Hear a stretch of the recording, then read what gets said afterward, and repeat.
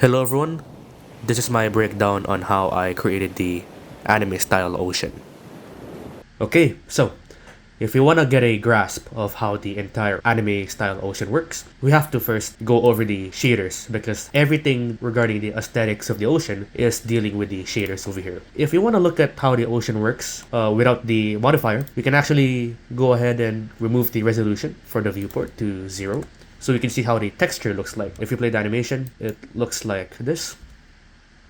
It is being animated with drivers, as you can see here. The purple and some of these areas in here as well, they're also being animated with drivers. The expression usually I use for these drivers are tag frame divided by a number. So if we go to the shader, the very first thing you will see is the RGB, which is basically the base color of the ocean. And these two textures are basically just noise textures. These two have their own RGB color, which basically influences the noise color, so that when we combine them all together, we can see that we have this cyan color being tinted by the darker blue color. And of course, the base color that is being manipulated by the noise textures are also being manipulated by the hue saturation value, changing the hue here and the saturation and the value.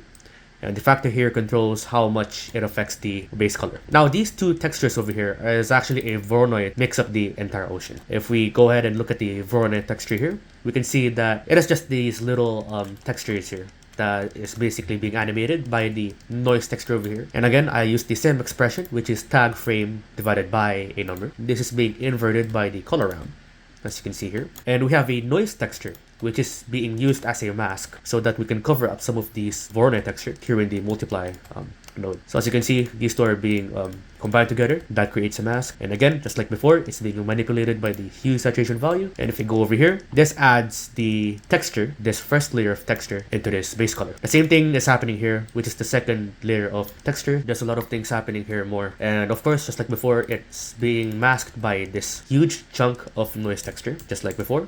It's also animated because of the noise texture over here. And when we combine them together with the multiply node, it's also the texture below it acts as a mask so that we can also mask this texture over here.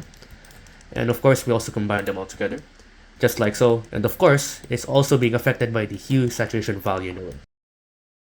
The Voronoi texture over here basically acts as the glitter effect. As you can see, if I raise up this ramp here, we see these little dots. If I lower down the scale, you can see the dots more clearly and it's more visible. But if I tone this down, the lesser it gets, and it's also being added into the overall shader. Let me go ahead and turn this to frame dropping so we can have the entire effect. Now, if you look at the light, it's very simple. It's combining both the sharp light and the soft light, using here with a mix. So we combine the sharp using the shader to RGB. It's a very simple NPR setup, and we also combine it with the multiply node just like that, and then we can combine them all together. This one works if I have a sun, for example. Let's go ahead and get a sun here. Let's get the light, turn that into a sun, turn this strength to 10, and then get the resolution viewport to 20.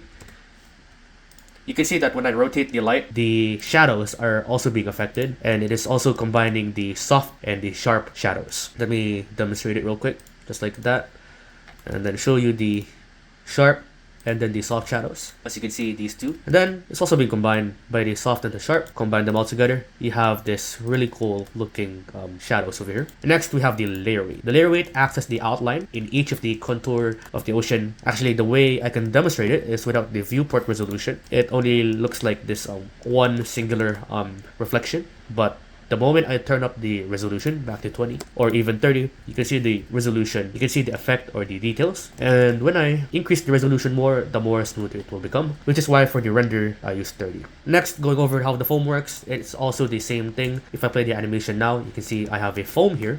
That's because I enabled the foam over here on the data layer. And by naming it foam, using the attribute called foam, I can also manipulate it, and it works just like the layer weight, but this one acts on the height of the ocean. So I can also change this the way I want it.